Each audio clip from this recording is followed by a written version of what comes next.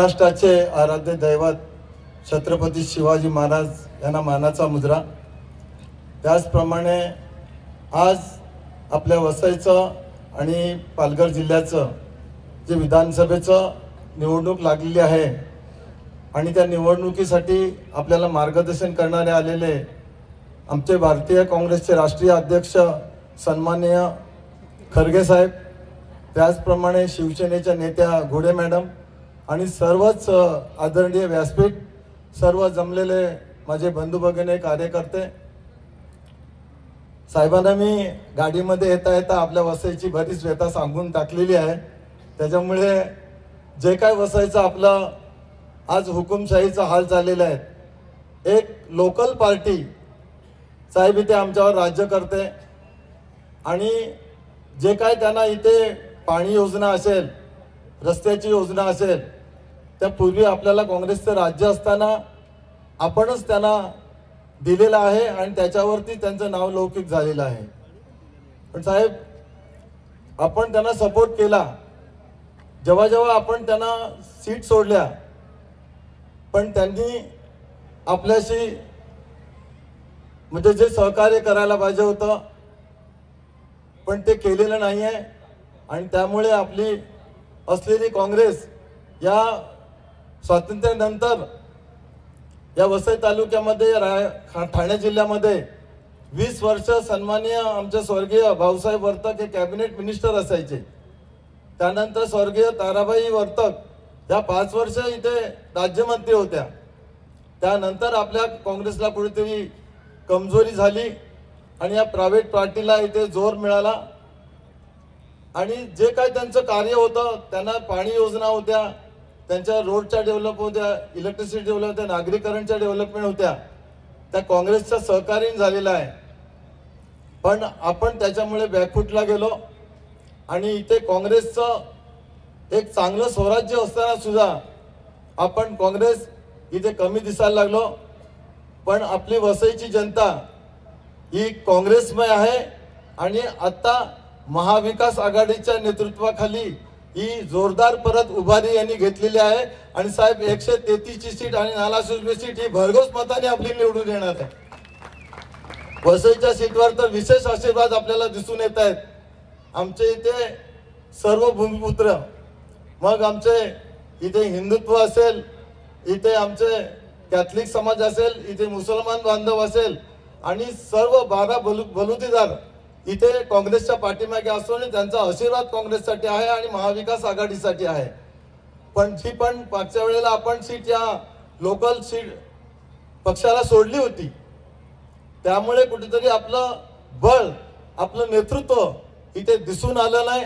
आणि साहेब, या छोट्याशा पक्षाचं इथे जे राज्य चालतं या भूमिपुत्रांसाठी ते फार बाधक झालेलं आहे। कारण आमचं 69 गावाचा प्रश्न आज आपलं काँग्रेसचं राज्य असताना 2009ला 69 गावांमध्ये टाक्या बांधून ठेवलेल्या आहेत, पण त्या टाक्यामध्ये 2024 उगवलं पण त्याच्यामध्ये अजून एक थेंब पाण्याचा पडलेला नाही आहे। कारण सगळं जे पाणी आहे इथे नवीन झालेल्या बिल्डिंगला, या बिल्डर लॉबीला पुरवलं जातं। त्याचप्रमाणे आमचं 29 पेसा असलेल्या ग्रामपंचायत या महानगरपालिकेत घेतल्या होत्या, त्या आपल्या काँग्रेसने सन्माननीय पृथ्वीराज चव्हाण साहेब असताना सीएम असताना त्यांनी त्या सोडल्या।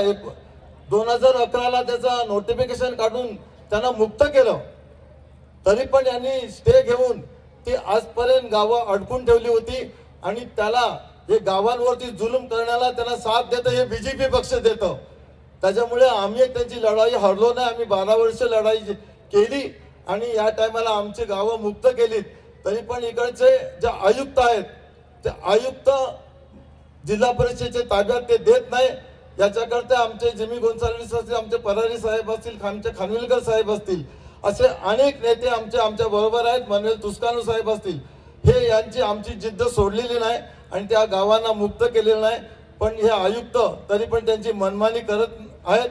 पण नक्कीच आपल्या महाराष्ट्रामध्ये आता भरघोस मताने आपलं महाविकास आघाडीचं राज्य येणार आहे, तेव्हा त्या आयुक्ताला आपलं त्याचं पाणी दाखवून देऊ आणि जे जुलूम करतो त्या जुलुमाचं त्यांचा अंत करू, एवढंच मी बोलतो। पण एवढंच सांगतो की साहेब, आपल्या काँग्रेस पक्षाने आणि महाविकास आघाडीने आपल्या वसईमध्ये जे जे प्रश्न आहेत, जे गुंतागुंतीचे प्रश्न आहेत, इथे ट्रॅव्हलिंगचा प्रश्न आहे, इथे इलेक्ट्रिसिटीचा प्रश्न आहे, इथे पाण्याचा प्रश्न आहे, इथे आरोग्याचा प्रश्न आहे, इथे 14 ठिकाणी याच्यामध्ये डीपी मध्ये जवळजवळ हॉस्पिटलसाठी रिझर्वेशन ठेवलेलं आहे, शाळा कॉलेजसाठी रिझर्वेशन आहे, पण इथे सरकारी नाही कॉलेज नाही आहे ना सरकारी हॉस्पिटल आहे.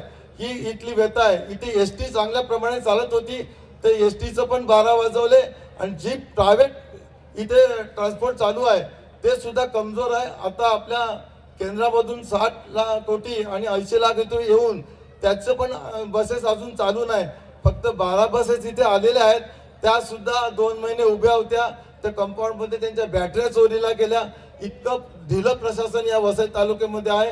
तरी पण आता साहेब आमची जनता ही 133ली सीट आहे, ही भरघोस मतांनी निवडून देणार, नालासोपाराची निवडून देणार आणि महाविकास आघाडीच्या 4च्या 4 पुढच्या सीट बोईसर असेल, पालघर असेल, डहाणू असेल, विक्रमगड असेल हे चांगल्या मतांनी निवडून देणार आहेत आणि आपलं महाराष्ट्रामध्ये आपलं राज्य येणार आहे. फक्त वसईकरावरती आमचं पालघर जिल्ह्यावरती साहेब तुम्ही आशीर्वाद ठेवा.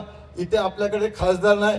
मी विनंती करतो की बाहेरच्या आमच्या महाराष्ट्रामधून 2 वेळा बाहेरच्या स्टेटमध्ये राज्यसभा दिली साहेब, या टायमाला आमच्या पालघरला राज्यसभा द्यावी आणि आमचा आवाज दिल्लीपर्यंत पोहोचवायला मदत करावी. एवढंच मी तुम्हाला विनंती करतो आणि थांबतो. जय हिंद, जय महाराष्ट्र.